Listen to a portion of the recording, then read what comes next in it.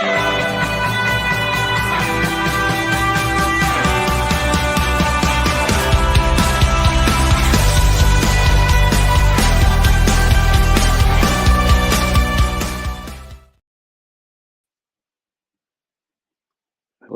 and welcome to the Fleming Medal ceremony.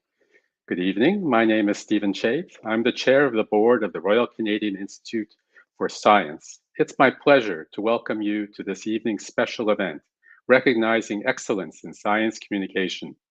A few housekeeping notes before we get started. You can share your questions and comments in the chat box or comment section via email to information@rciscience.ca or via Twitter by tagging @RCIScience.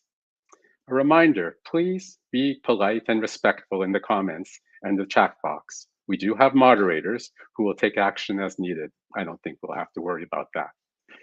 As we get started, I'd like to take a moment to acknowledge the land we're meeting on. Now, I'm based in Toronto, or Titkarunto, the traditional territory of many nations, including the Mississaugas of the Credit, the Anishinaabe, the Chippewa, the Haudenosaunee, and the Wendat peoples, and now home to many diverse First Nations, Inuit, and Métis people. We also acknowledge that Toronto is covered by Treaty 13 with the Mississaugas of the Credit. Today, this meeting place is still home to many Indigenous people from across Turtle Island, and we are grateful to have the opportunity to work on this land. As you could be joining us from anywhere, literally anywhere, please consider looking into your local land history and Indigenous land acknowledgement.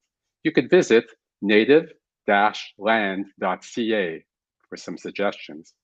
Now tonight, we award the 41st Fleming Medal recognizing excellence in science communication. The first award was presented in 1982, and it went to David Suzuki for his work promoting environmental awareness. Since then, the award has been given to many luminaries of Canadian science, those who felt it was important to talk about their work.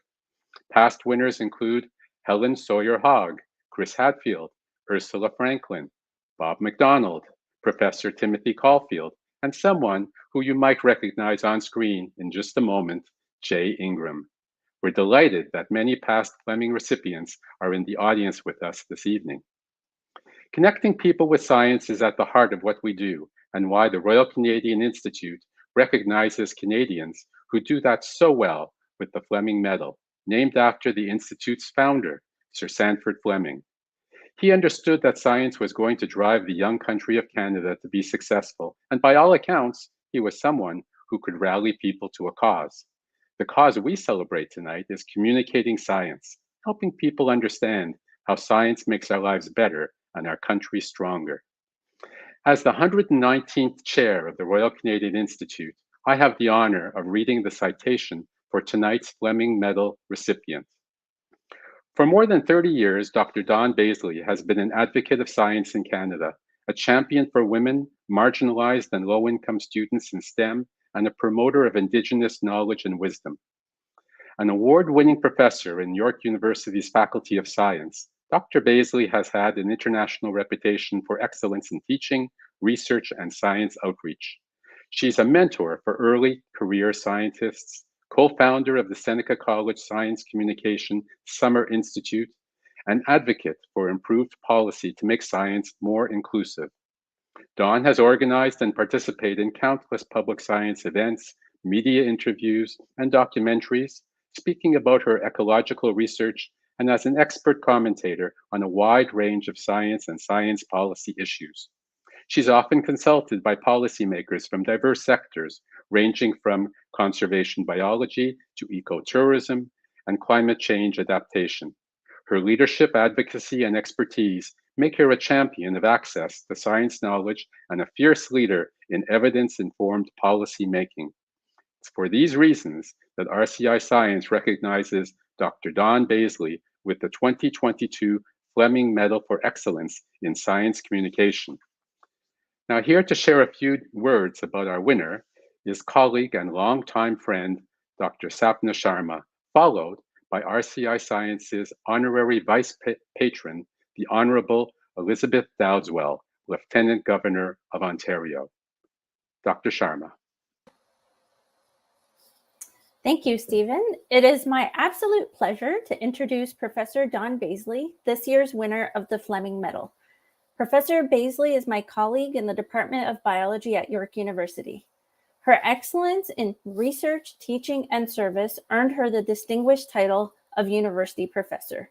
Her unwavering commitment to teaching and mentoring students and colleagues, both at York University, but also at institutions worldwide, has led to awards in excellence in teaching and leadership in sustainability.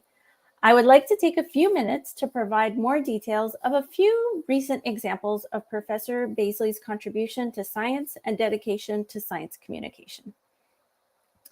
First, for any of you who have had the pleasure to meet Professor Bazely, you will know that she is a powerhouse, full of energy and enthusiasm, always willing to go the extra mile or 10 to support people, and in particular, those from marginalized groups. The start of the pandemic is an example of how Professor Bazely went into high gear. She recognized that 40 of our undergraduate students at York University were not going to be able to graduate without a summer course to complete their degree. Thus, in April 2020, she rapidly designed an online field course, Biodiversity and Watershed Management, that was safe, equitable, and accessible to all. This was one of only 2 public health policy compliant field courses run early in the pandemic. No other Canadian university mounted virtual field courses, but Professor Bazely did not stop there. She shared with teachers and professors across the world how to take an in-person field course online while maintaining high-quality pedagogical experience and authenticity. Importantly, she shared all materials freely so that others would also be able to pivot their in-person field courses online. Her dedication and innovation to support our students was recognized with the Minister's Award of Excellence. At the same time, owing to her expertise in invasion ecology and the spread of exotic organisms, Professor Bazely sprung into action to conduct countless media interviews on the spread of COVID-19 and raise public awareness about how viruses spread. But as the pandemic raged on, Professor Bazely did something that I think is one of her most unique and admirable qualities, was step aside from the media limelight and spend the time training and mentoring virologists, epidemiologists, among others, to share their expertise with the public clearly. And this is something that Professor Bazely has done for decades. Professor Bazely's dedication and leadership to mentoring and training several generations of science communicators is not really evident on her CV. You will not see on her CV that she has taken countless hours, phone calls, and meetings to support her younger colleagues and students on how to effectively communicate science, develop national programs and policy while propelling marginalized and under-recognized individuals to the forefront. I remember a conversation about leadership that I once had with Dawn. She told me that a good leader is someone who builds up everyone around them, not for the recognition, and most of the time not ever receiving any recognition, but for the broader good of society.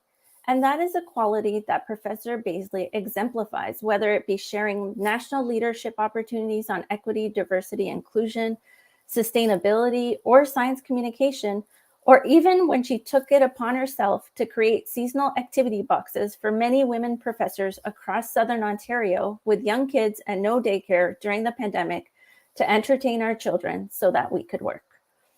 I can continue on with countless more examples illustrating why Professor Bazely is an incredibly worthy candidate of this year's Fleming Medal.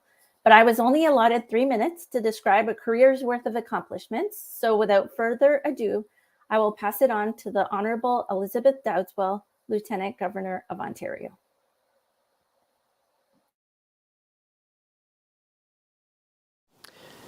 Good evening, everyone. Bonsoir, bonjour. And thank you all for being here in support of the Sanford Fleming Medal and its particularly deserving 2022 recipient, Dr. Dawn R. Bazely.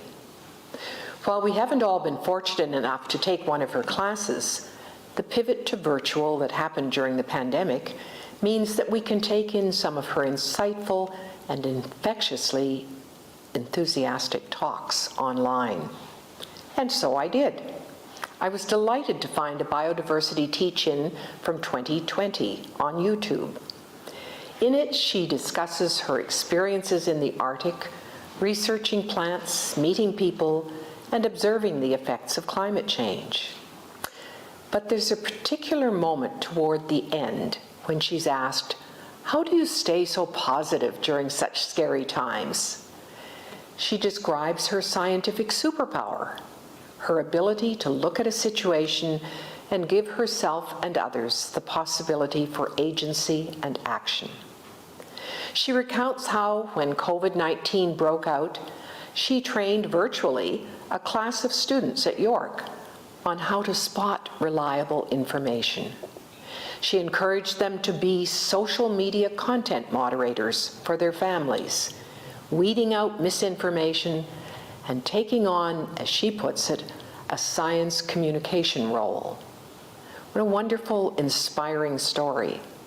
And indeed, seeing the myriad of global challenges that we're facing right now, we could actually look at this as a moment of opportunity, a moment when we equip ourselves for agency and action by learning the lessons of a global pandemic and applying them. Dr. Bazely, you have conceptualized knowledge as a nutrient, connecting a person to global thinking. And during more than 30 years of boundlessly energetic teaching and outreach, you've nourished generations of students and listeners, and through them, so many more. Not only do you lead by example with your groundbreaking research, but you equip others to add to humanity's store of knowledge, whether it's in the field or even in our own homes. You've created pathways to make that knowledge available and accessible to many more in order to build resilience here in Ontario and well beyond. So as His Majesty the King's representative in this province, and as honorary vice patron of the Royal Canadian Institute for Science, I offer you the warmest of congratulations. And to all at the RCIScience, my sincere thanks for continuing to shine a light on science communicators. 40 years and counting into the history of this medal, your work is as urgent as it's ever been. Thank you for hosting events such as this and for giving a platform to the voices of committed and celebrated communicators such as Dr. Bazely and, of course, such as our always amazing host, Jay Ingram. Only through widespread scientific literacy will Canada and the world be able to foster and properly support the innovation and the evidence-based policy that we need if we're going to tackle the existential challenges that we face, challenges to our climate, our biodiversity, and of course, our health. May we continue to see so much more of your advocacy, Dr. Bazely. And may all of you here tonight enjoy the conversation to come. Merci, miigwech.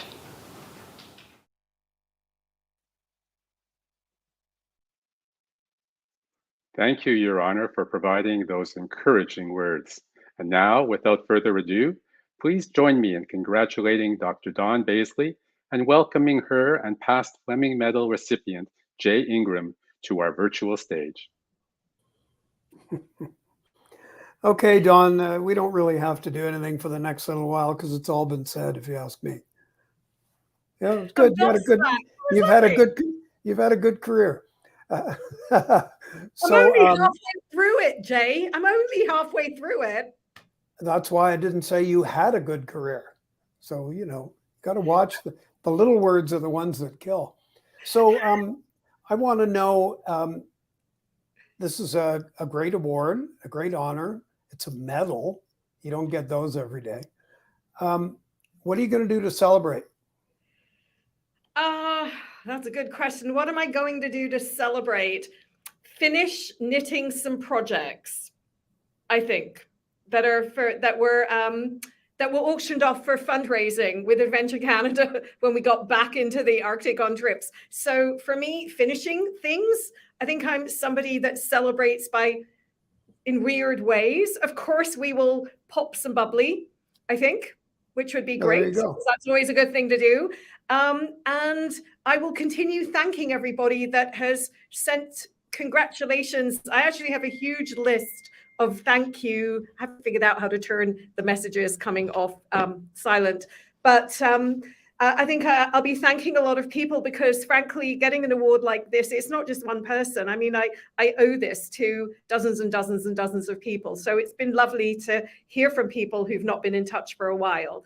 So sort of making those reconnections is part of what I'm going to be doing, and finish some things because I feel we're all so busy that we never close loops these days. And that will give me a lot of satisfaction.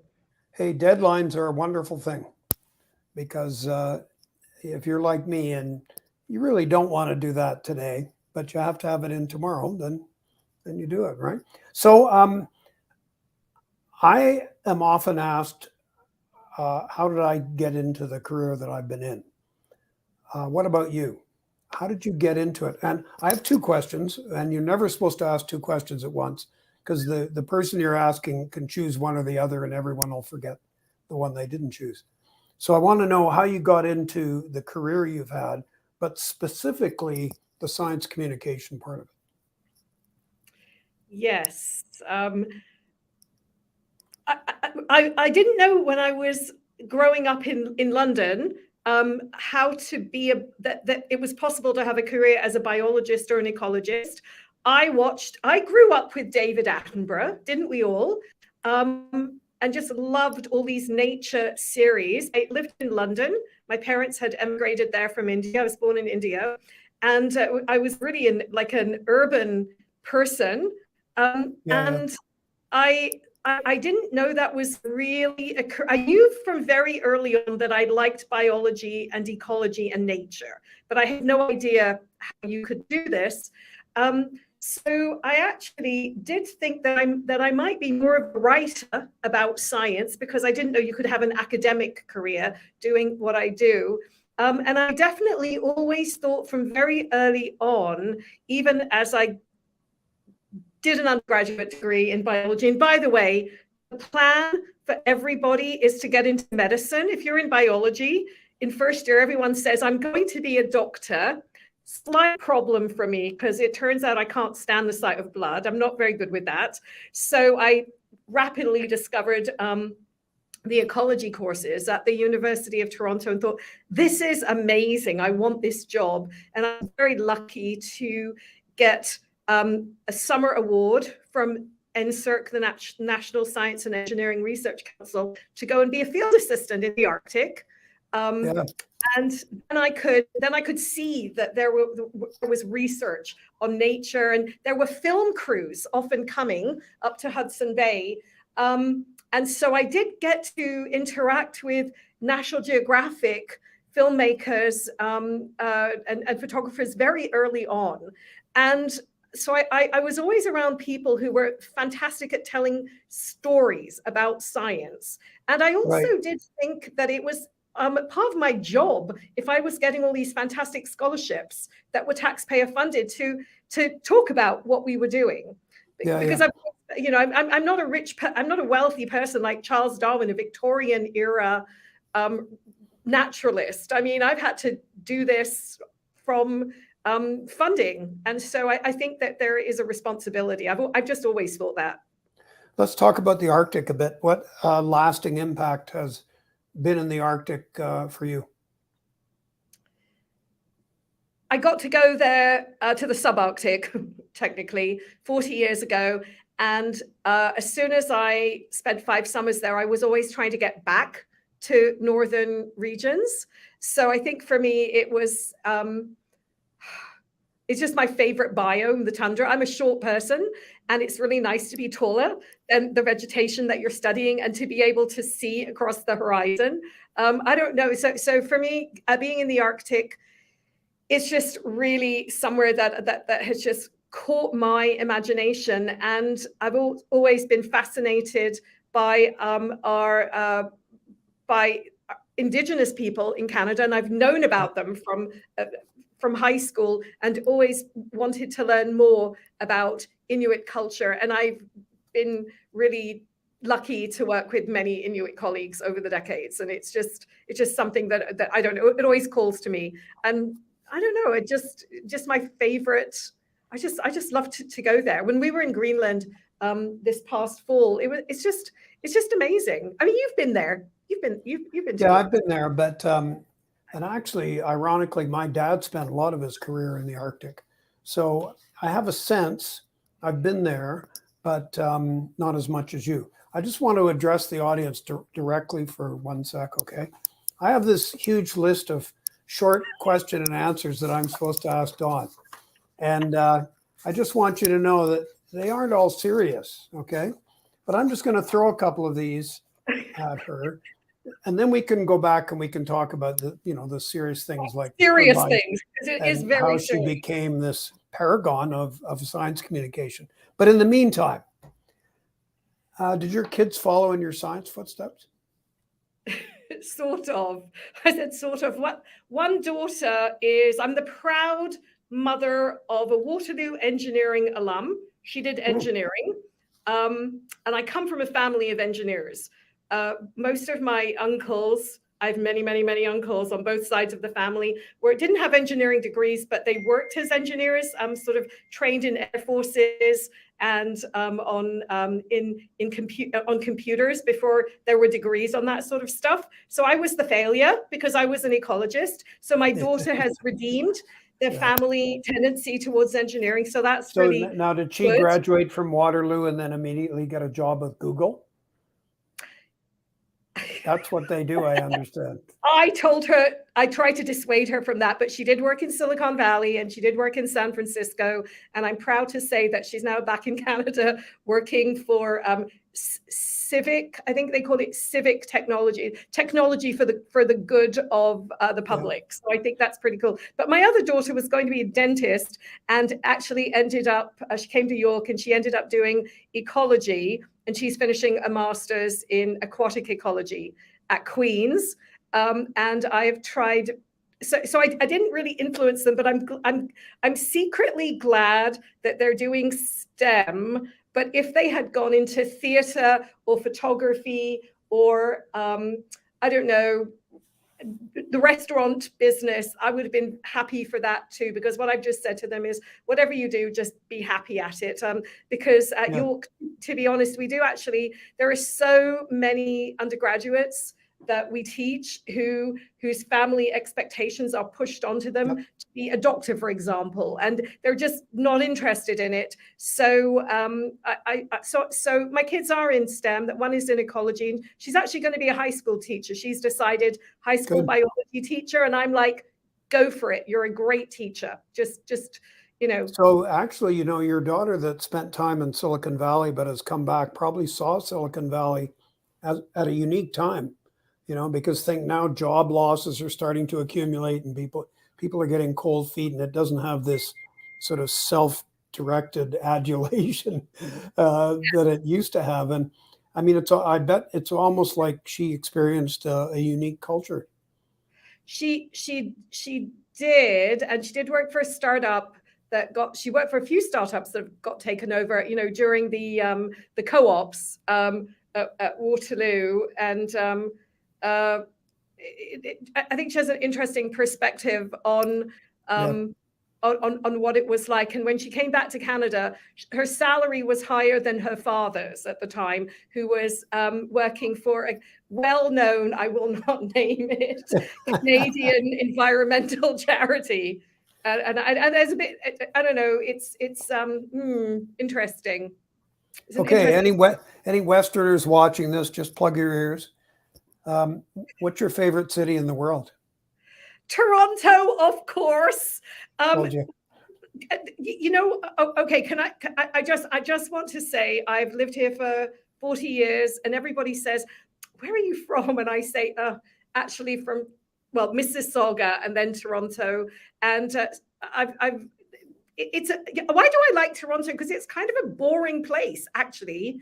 is very predictable. We've got little neighborhoods. I would hate to see Toronto. I think we're in danger of losing what makes Toronto so congenial for so many people. And given that we have such a diverse, culturally diverse population, I think there are so many people who emigrate to Toronto as refugees. At York, in the 90s, you could always tell where there was a world conflict because that was who was in my undergraduate classes.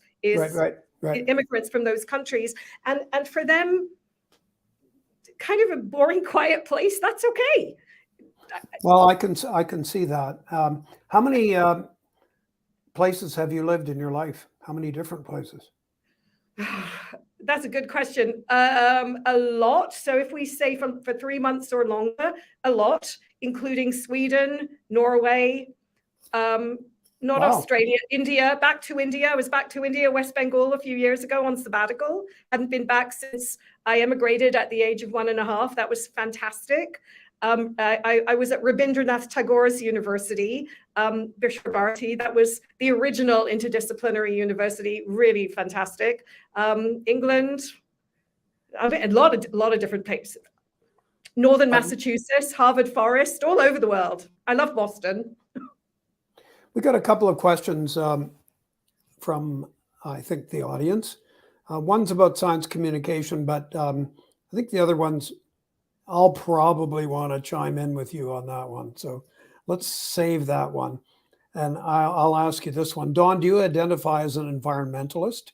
Question mark. Second part. What are the benefits and pitfalls of that identity for science communication? So it's also a science communication question. Yeah, so to identify as an environmentalist, that's a simple sounding question, but it's not. So when I was an undergraduate and a graduate student, Greenpeace was doing an awful lot back in the day. And so I was at great pains to say I wasn't an environmentalist, that I was somebody who loved the environment and nature and was an ecologist. I would always say, I would say I'm an ecologist. Because I didn't necessarily always agree with the tactics of Greenpeace at the time. I was somebody who very early on, I'm a political science junkie, so I really decided that I was going to try and make change from within the system rather than outside of the system. And I wasn't going to chain myself to bridges. And ironically, 30 years ago, 25 years ago, when I was a professor, I did have undergraduates who came through my lab who later on worked for Greenpeace and got arrested, chaining themselves to bridges. And I totally supported them. I was like, I really believe in supporting my students, whatever they do, I'll try and support them.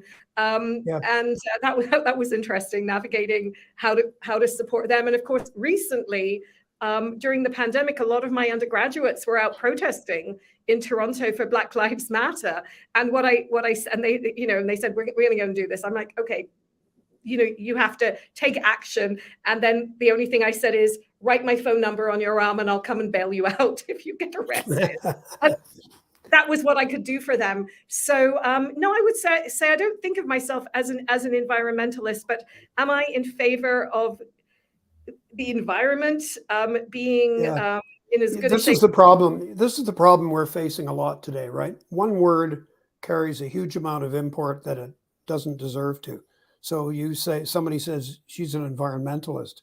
Well, there are many people in this country who will take a dim view of that and see you as, stopping progress, yes, et cetera, not allowing us to utilize our natural resources, all that kind of stuff. Yes, so in a way, it's better, but it's interesting, right? Because it becomes crucial how, not so much for me, because I'm like a freelance science person, right? So I don't have to really define myself. But you're in academia, so you do, in a way, and it may not be advantageous to do so. So I have a funny story about being thought of as being an environmentalist. I was on a technical advisory committee on managing woodlots and forests in southern Ontario with a conservation authority.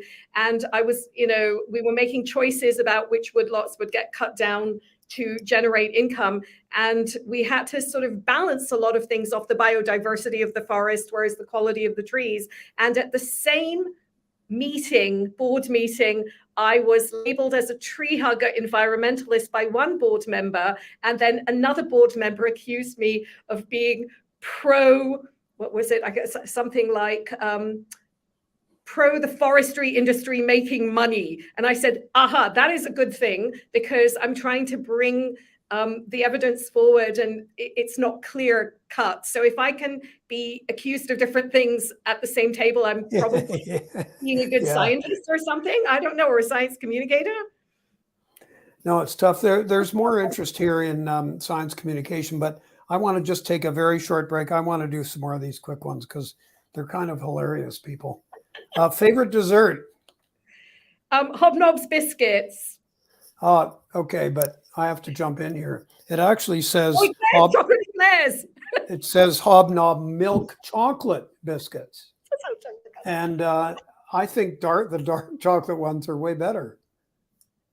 So, are you milk chocolate, dark chocolate, or white chocolate? Can you rank them for me, please? Milk chocolate, white chocolate, dark chocolate, and if I'm eating dark chocolate, I'm calling it a vegetable. Well, that's actually kind of sad. Are you actually addicted to cheese? Yeah. Okay, so without, you don't have to name names because we would be giving an inadvertent commercial to somebody. But do you have a favorite cheese shop in Toronto? I do. They're an I independent. I can recommend one if you don't have one, even though I don't live there anymore. I probably know where it is because I do know. Am I allowed to name a favorite cheese? This is your favorite cheese would have to be Grey Owl. And if you say no, then that's just the same lack of credibility you have around milk chocolate and dark chocolate. I'm going to say Pied de Vent from Quebec, which is an unpasteurized. So I'm a huge fan of Quebec cheeses. I recommend anybody. Grey Owl is a Quebec cheese. So if you're around Spadina and DuPont, that's a good place to look for a cheese place. Okay, I'm moving on. A couple more of these quick ones. I see you. Coffee or tea? Coffee. Do you ever drink tea? I've been known to. I teach a lot about tea, and Robert Fortune, who was the original industrial spy, bringing the tea plants from China to India. Cool. So if you were to have a cup of tea, I suppose you don't like really dark coffee, just like you don't like dark chocolate. No, I love dark coffee. I mean, strong coffee. My day is powered by coffee, and I have a fridge magnet that says coffee lets me be annoyed faster and with more energy. That's me. There was a guy when we used to do a science communications program at the Banff Center in Alberta, and there was a sign in one guy's office, unaccompanied children will be given a puppy and a coffee or an espresso. Okay, another question. Was there any one event or life experience that drove forward your passion to be a champion of science communication? Any one event or life experience. I have one, but I'm not going to interrupt you. Science communication. There are so many. Any one event or life experience? Or was there like a moment where you saw people's faces light up when they learned something that really made an impact on them? Sometimes it's audience based like that. Yeah, I'm actually going to say that my job before I got into doing field work as a tour guide, and it was lovely to have the Lieutenant Governor of Ontario wish me well, because I know Queen's Park very, very well. It was my job for 2 summers to be a tour guide at the legislature at Queen's Park. Nice. And I think that was, and I had to give tours in French and English and really know the history. And that was and I was a camp counselor, so I've often been in these positions where I'm communicating knowledge. Yep. The communicating experience, if I was going to choose one thing, I would actually say that it was when I was at Oxford University, listening to people like Richard Dawkins, who was in the Department of Zoology, and other folk like John Krebs, my supervisor, just speaking about their research. These people were so fantastic at communicating science that there was a very high bar that was set just in the milieu of being at Oxford in zoology, where you were just expected to be able to explain your science to everyone and anyone really, really clearly. So if you know, I mean, there's so many fantastic people there, and I got to be mentored by a lot of people, from Bob May to everybody. I had tea and coffee with them, and they would take time to listen to me and explain things to me and ask me about my research. So I think that was probably cemented during my doctorate. I always did feel it was important before that, even. I think giving guided tours to the Ontario Ledge is a fantastic communication learning experience, because for one thing, the people are right there in front of you. It's not indirect like this, where we can't see who's watching this, so we can't tell if they're sleeping. Hi, everybody. You had a chance, and then you learn how saying it this way has more impact than saying it that way. And I think that's a great experience. Okay, hang on. I had another question. So can you give us any fashion advice that occurs to you? So I actually usually dress for field work all the time. And for students at York, when I take them into the field in winter, I always say to them, a hood is not a hat. And when we're out in warmer areas, I always say that flip-flops aren't real shoes, because you can't run away from a polar bear in them. So I always feel, I actually, so 1980, I'm in Hudson Bay. There's polar bears around. I'm studying grass plants, and polar bears were eating our experiments. So I always feel that for field work, you just really have to be ready to move. And I hope I look quite posh here, but underneath I'm literally I'm in Seneca College downtown teaching science communication in an office, and you could drop me off on a mountain and I'd be fine in the field, because from the waist down, I'm dressed to go hiking on a mountain. No flip-flops. That's good. So, we've already talked about how you spent so much time and were so highly influenced by the Arctic. And you're a botanist, right? I mean, I know, yeah. So I have I read many years ago how resourceful in an evolutionary sense Arctic plants are, because they have such a short growing season. I seem to recall some of them, the petals are shaped like a little radar dish to concentrate the heat from the sun. What do you find most, or name a fascinating plant, but there must be something in that huge range of ecology that you've experienced that stands out for you? A plant. Yeah. The love of my life plant is a grass called Festuca rubra, red fescue, which I've studied for over 30 years, and it's got an invisible fungus in it that synthesizes neurotoxins. And that new TV series, The Last of Us, is based on ergot fungi, ergot synthesizing fungi, cordyceps. And so I just love this particular grass, and I wish the world loved grasses as much as I do. And I've learned no one wants to learn about grass identification. I got to follow up on that. But first, so there are a few people in the world, you may have come across some of them, that believe it would be possible to repopulate the Arctic kind of before the end of the Ice Age sort of fauna, Pleistocene fauna. There's Pleistocene Park in Russia that those two guys, the father-son, are working on.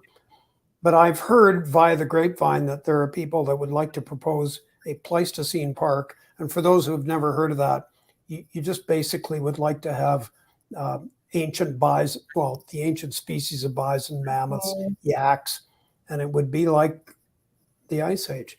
Anyway, one of the so-called reasons for doing this is that if you could turn elephants into mammoths, or at least birth animals that are more like mammoths, let them loose, they chew up the terrain that's there now and would spread grasslands. Now, as a scientist, do you think that's hokum, or do you think that could actually happen? And I will let you have like 10,000 mammoths, okay? Because that would take centuries, right? At the rate we're going, we don't have one yet. I mean, do you think that could happen? Ancient DNA. You mean synthesizing? No, I mean if we did create mammoths, and you got a couple or three decent sized herds, do you think, knowing the Arctic that you know, that they could actually transform areas that aren't grassland just on the basis of chewing it up and all that stuff into grassland? That's really. I mean, this is all you have to say is it's totally hypothetical, and we can move on. We could. It can be done, because sheep and goats can be used to transform. They are a management tool to keep a prairie or a grassland going. And elephants, high populations of elephants in Africa are actually if the population gets too high, the trees, they knock down the trees, and so you do get more grasslands. So I am going to say yes. Good for you. I like that. We could, because the main proponents use that very example that you used of elephants pushing over trees. And they really? I recommend you go and look at that on YouTube videos. It's pretty amazing. Okay, what did you love most about school? I think, or should we define that as like grades 1 to 6, or I don't know. Just in school, my favorite subject was always history. I really loved history, and I thought I wanted to be a historian, and I didn't like the footnotes, but I've recently published a chapter with a history professor about the history of women in 19th century Ontario botany and horticulture, in a book about the history of botany in Canada in the 19th century. So I finally kind of did something historical, but I gave up the idea of being a historian because I didn't have patience for the footnotes. Oh, that's a small thing. But what era of history did you like best? Oh, that's really... See, I sort of gravitate toward medieval. Medieval. Yeah. Have you seen the film Catherine Called Birdie? That's such a cute movie. And the actor, I have not seen it, no. Should see it, because the young woman who acts in it is in this The Last of Us with the Mandalorian actor Pedro Pascal. Okay, enough. I probably like the 19th century. I'm going to say the 1800s, late 1700s, because into the early 1800s, because that was a time when certainly elite women in Europe were actually allowed to participate in science, and then they were pushed out. So you had Ada Lovelace, and I'm just really interested in the way that marginalized people are having participating in science, because when you start to do the research, you find women and members of many equity-seeking groups, they're there, and they were known about at the time. And they were respected for what they were doing. And then later on in the written history, they just get written out of history. So I think that's a time that is very interesting for me. And I think I did say, if I could bring anybody back, it would be Ada Lovelace. I really would like to have a conversation with Countess Lovelace and what she was really thinking about with computer programming, because so many people are interpreting and projecting so much onto her, you know, with languages. But and it's really clear. That's who I would quite like to have dinner with, to find out what she was really thinking. People do claim that she was the first computer programmer, but there are lots of opinions that dispute there that. are. So, in a way, she doesn't care. You know, why should we care if she's called the first computer programmer or not? Except that you want to make sure that women get credit for what they've done. And again, we're going back to, you're being labeled as an environmentalist may not be an advantage. It may be an advantage to women in computer programming that Ada Lovelace is thought to be the first. But I just think she's amazing because she thought more about what it could do beyond numbers. Yep. So. Yes. Okay. Well, look, I've got so many more questions. Oh, I love this one actually, but I want to expand it. So the question, folks, was, you know, what's your guilty pleasure streaming show?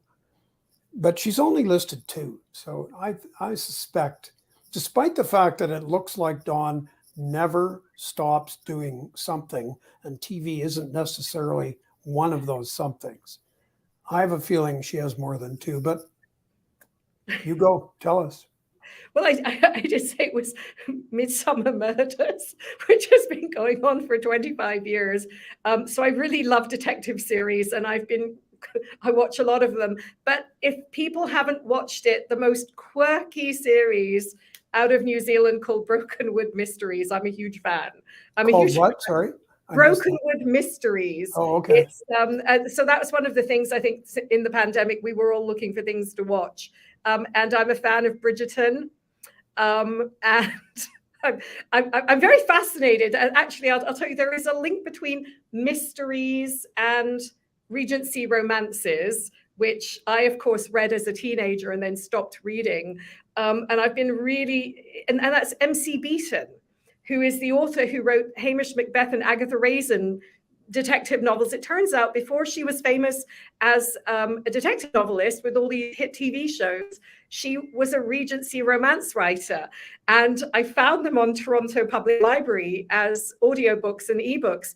And she wrote so many of them to generate income, and which ties her to Catherine Parr Traill, who had to write the famous non-botanist. She was a botanist, but she didn't think of herself as one. A lot of these women are writing to generate income for their families. And I was just really fascinated by just this resurgence in the Regency times. I was like, why is everyone writing about this? So I'm looking forward to Bridgerton.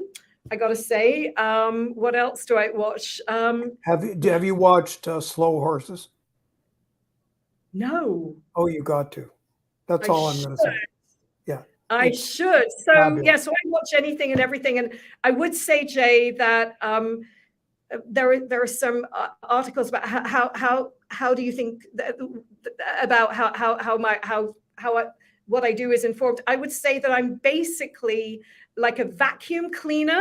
I read everything. I read signs posted on notice boards. I will watch anything. There isn't anything that I won't give a try once to, except maybe awful horror movies, because Blood and Guts, I'm still recovering from Friday the 13th movie from like decades ago. But just everything interests me. And I just love nature shows. I love listening to scientists. I love Quirks and Quarks. I'm really have small C Catholic tastes in everything.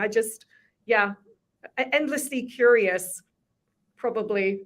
Yeah, where does that come from? I think it's hardwired. Sorry?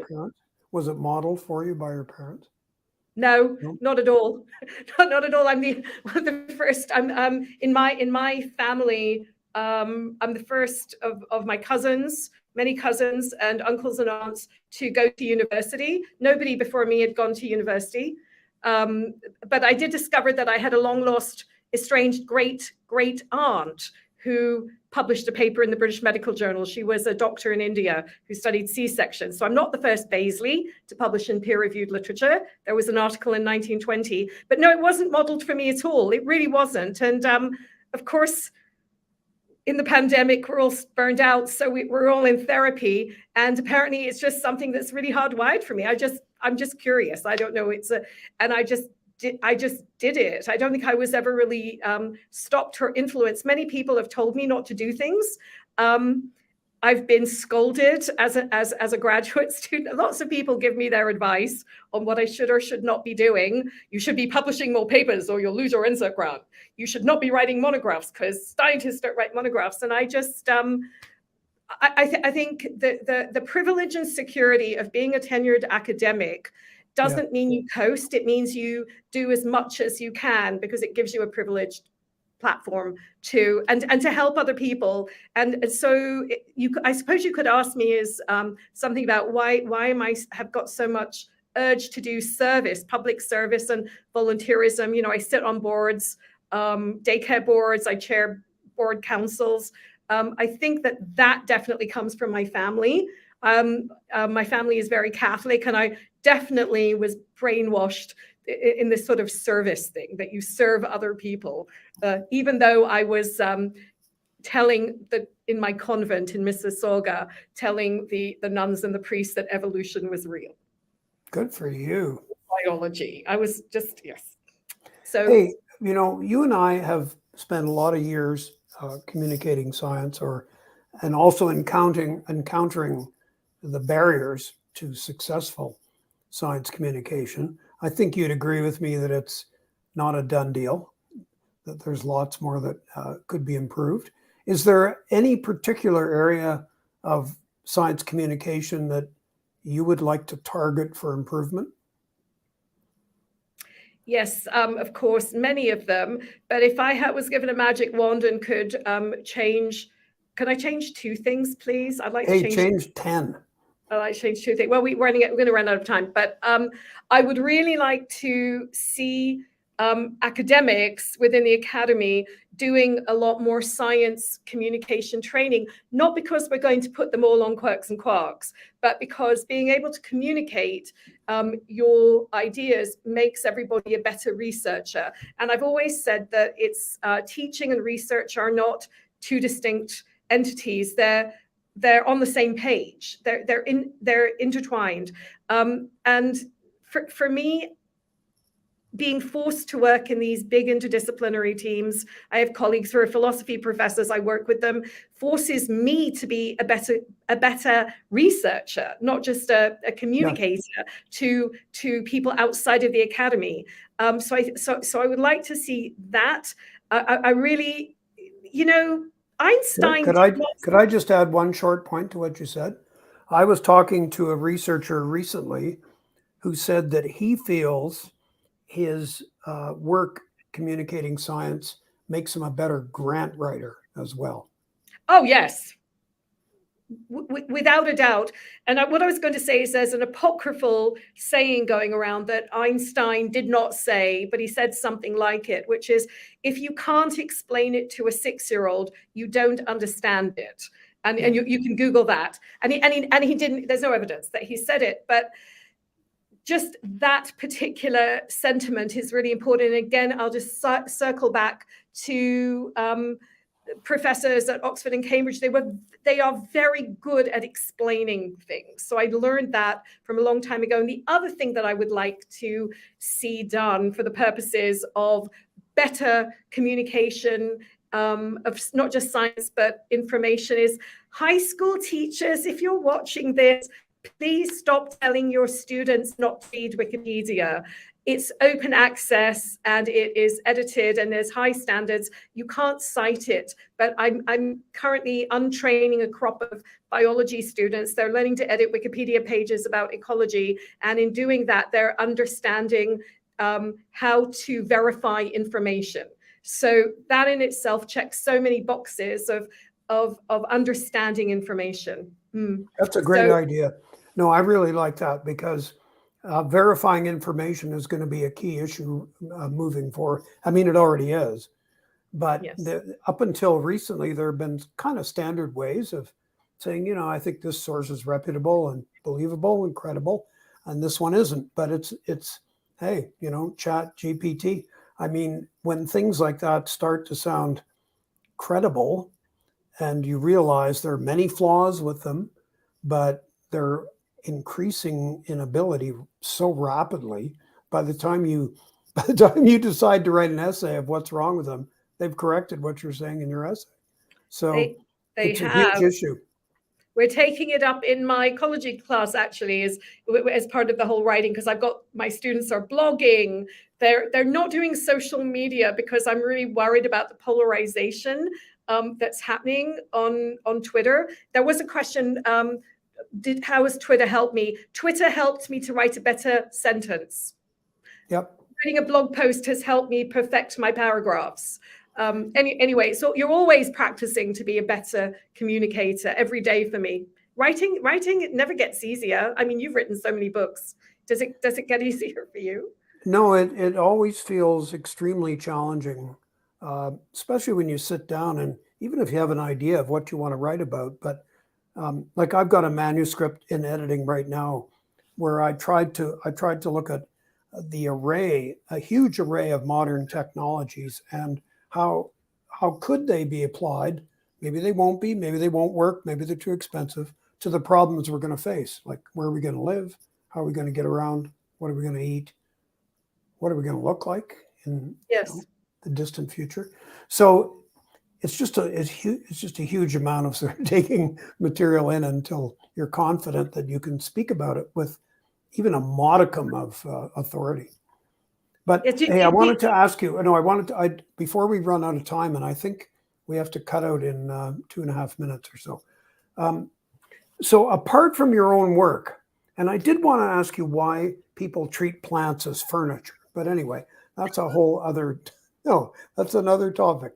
I wanted to ask you, if you looked sort of across the world of science right now, can you think of a discovery that would really intrigue you? Could be something about the universe. Is there something about the plant world that has eluded people for a long time and you'd like to know? Is it something about the Arctic? What's intriguing me? I would say probably recently CRISPR-Cas, being able to edit genes. I do teach botany. I don't do it anymore, but it's second year plant biology, which covers all kinds of life except for animals. I just want to say fungi are not plants. They are more closely related to animals. Why aren't they in the animals course? But we teach everything. And it's such a fun course to teach students because we cover from viruses to bacteria, different life cycles. And I would say that from bacteria from prokaryotes to eukaryotes, how did photosynthesis come about? These are... They're great questions. It's like the stuff that Lynn Margulis did, where showing that mitochondria and showing all that sort of internal parasitism that simple organisms done. I heard her speak as an undergraduate. I heard her speak in 1979. I remember her talk. It was amazing. At York? At University of Toronto. I saw her speak at York, and it was right around that time because she had already published her book about that. Probably the same tour. I think we're out of time. Because I was sort of expecting someone to talk in my ear or send me a sign on the screen. But Dawn, if we are out of time, let me thank you so much. It was a rollicking, good, fun discussion. And of course, I have all these personal facts about you on these questions, which I can now use against you if I need to. Thank you, Jay. And it's lovely to see you again. Yeah. And let's collaborate if we get a chance sometime in the future. Because, I love doing science communication. Anyway, Stephen's here, so I'll say goodbye. My gosh. Thank you, Don, and thank you, Jay, for a most delightful and enlightening conversation. And I also want to thank our audience for posing some darn good questions, and you fitted them into your repartee beautifully. I'd like to now turn to the subject at hand, and that's the Fleming Medal. So the Fleming Medal is awarded to an individual working in Canada who has made outstanding contributions to science communication. In its companion award, if you will, a second award, is the Logan Award. It recognizes Canadian organizations working to promote the public's understanding of science across Canada. Now, nominations for both awards are open until March 31st. That's this year, March 31st. And more details can be found on our RCIScience website.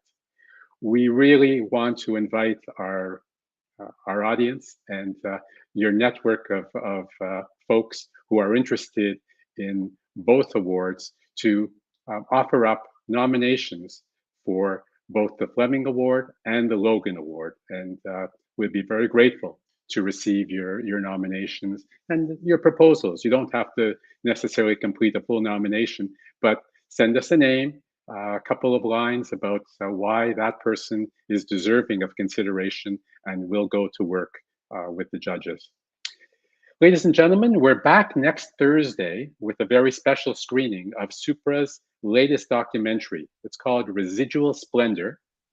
It's just in advance of World Cancer Day. This short film explores one woman's journey of anxiety and hope when living with metastatic breast cancer. A Q&A with the filmmakers, doctors, researchers, and the cast follows. And we hope you'll join us on February the 15th in partnership with the University of Ottawa's Institute for Science, Society, and Policy as we explore the increased importance of cybersecurity. Details about all of our upcoming events can be found on our website, rciscience.ca. Thank you all for joining us this evening, and we hope to welcome you to another RCI Science event in the near future. Good evening.